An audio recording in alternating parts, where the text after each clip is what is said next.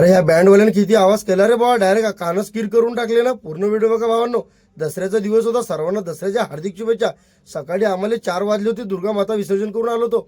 आज तर तुम्हाला माहिती असेल दसऱ्यानिमित्त आपल्या लालबाबा तशी मानाची देवी जय भवानी नवदुर्गा उत्सव मंडळ यांचा भंडारा असते. भंडारा बी साधा सुद्धा नसतं लोकांचं, 5,000 लोकांचा भंडारा असते.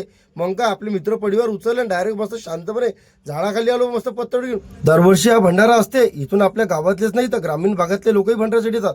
आणि भंडारा माताराणीचा असला काही विषयच नाही. त्या दिवशी आपण तिकीट काढली होती, म्हटलं चला बघू काही कशाचं काय. हुकलं म्हटलं आपला बजेट, घेतली आपली धन्नो आणि आलो सीधं वालवर. आपल्या शेतात पाण्याची कमी आहे का? गजानन महाराजच्या कृपेनं पाणी भरपूर आहे. धन्नो वगैरे शांतीत मस्त धुवून घेतली. संध्याकाळ झाली होती, दारामध्ये रांगोळीची तयारी चालू होती. मग काय थोडेसे साधे सुधे कपडे घेतले काढून, म्हटलं चला दसरा आहे घालाच लागेल. मग महाराजांना हार वगैरे घेतला लागून, महाराजांची पूजा वगैरे घेतली करून, आईच्या पाया पकडले. आरोहीने नवीन ड्रेस घेतला घालून, पप्पांचं दर्शन वगैरे घेतलं, आबांचं दर्शन घेतलं, देवाचं दर्शन घेतलं.